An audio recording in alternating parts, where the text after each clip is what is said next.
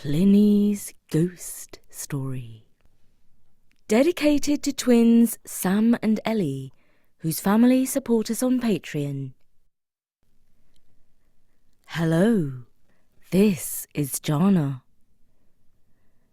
Now, I have to let you know that I love a good ghost story. But Bertie doesn't like them because he gets spooked easily. But I'm really pleased because Halloween is coming up.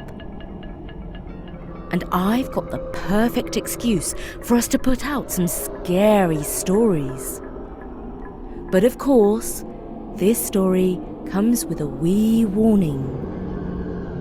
If you don't like being scared, please don't listen.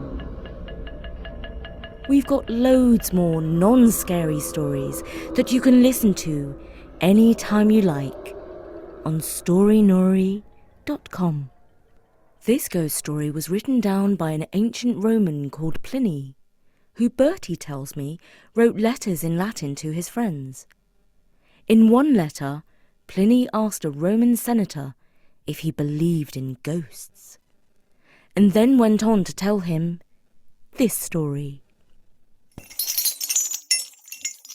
There was in Athens a large and roomy house which had a bad reputation.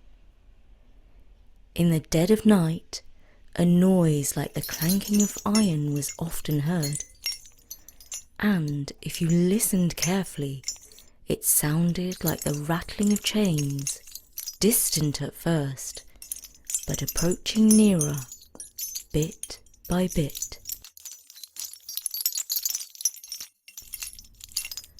Soon after, a spectre appeared in the form of an old man, of extremely thin and dirty appearance, with a long beard and messy hair, rattling the chains on his feet and hands. The people who then lived in the house passed their nights wide awake. The lack of sleep ruined their health and made them ill to the point of scaring the life out of them. During the daytime, even when the spirit did not appear, they imagined seeing it before their eyes, and the ghost kept them in perpetual fear.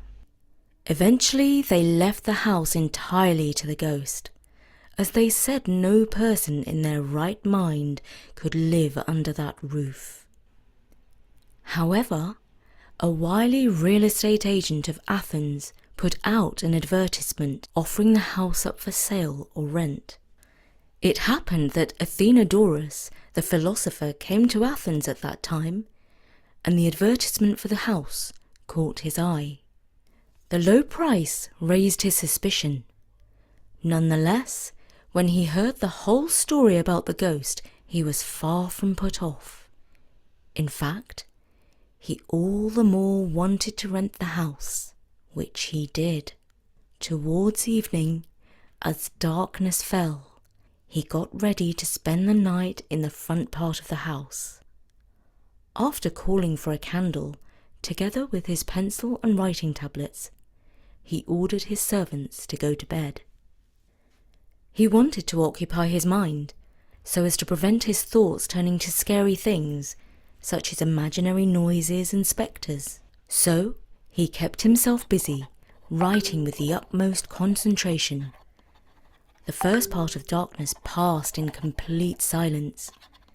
Nothing unusual happened, but just after midnight, he heard a clanking of iron and a rattling of chains.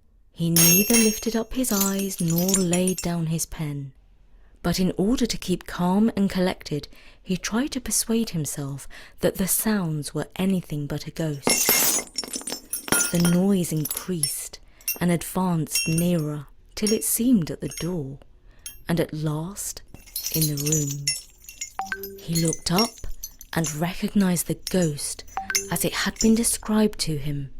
It stood before him, beckoning with its finger like a person who summons another.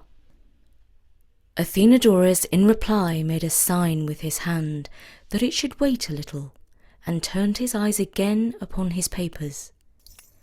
The ghost then rattled its chains over the head of the philosopher. Athenodorus, looking up and seeing it beckoning, immediately arose, and candle in hand, followed it. The ghost slowly stalked along, as if weighed down by its chains, and turning into the courtyard of the house, suddenly vanished.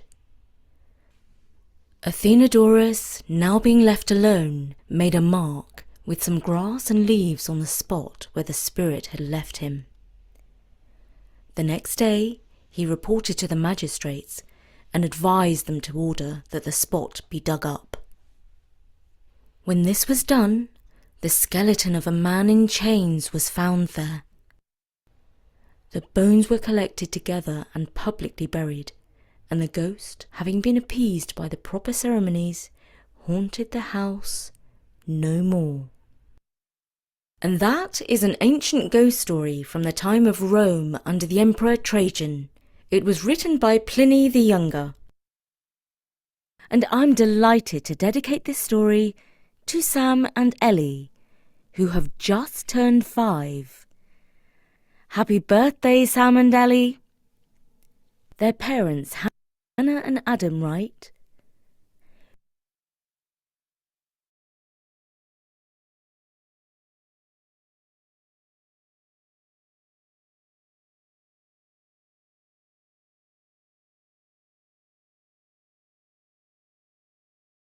One. What form do ghosts appear in?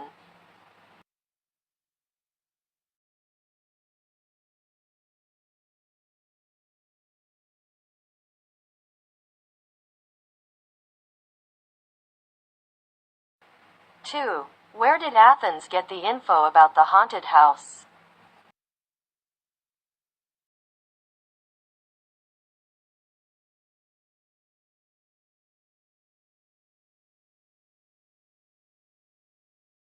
Three. When did Athens hear a clanking of iron and a rattling of chains?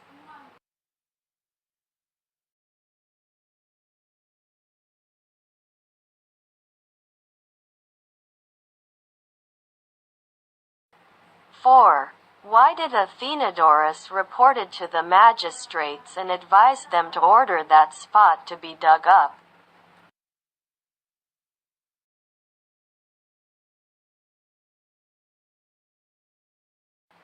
5. Who did Athenodorus call to order that spot to be dug up?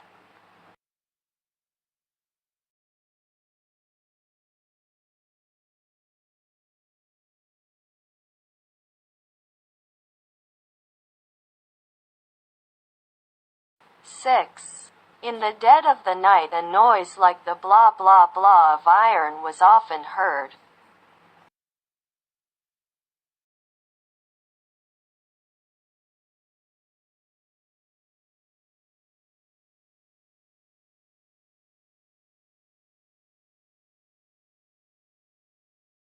Seven. It sounded like the blah blah blah of chains, distant at first, but approaching nearer bit by bit.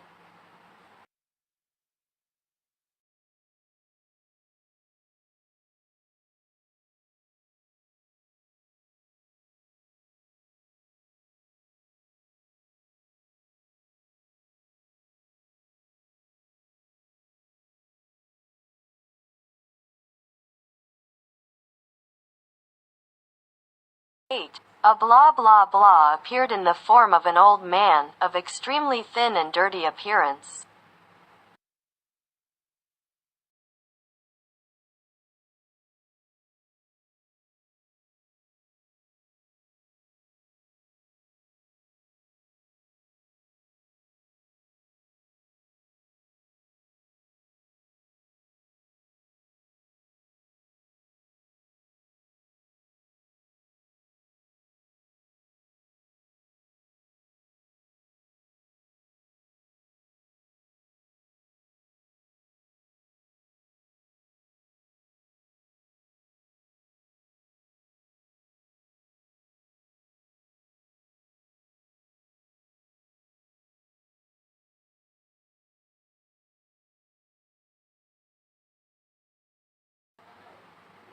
10.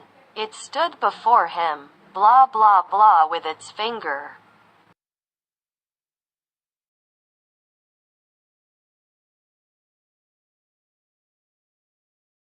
11. The ghost slowly stalked along, as if blah blah blah down by its chains, and, turning into the courtyard of the house, suddenly vanished.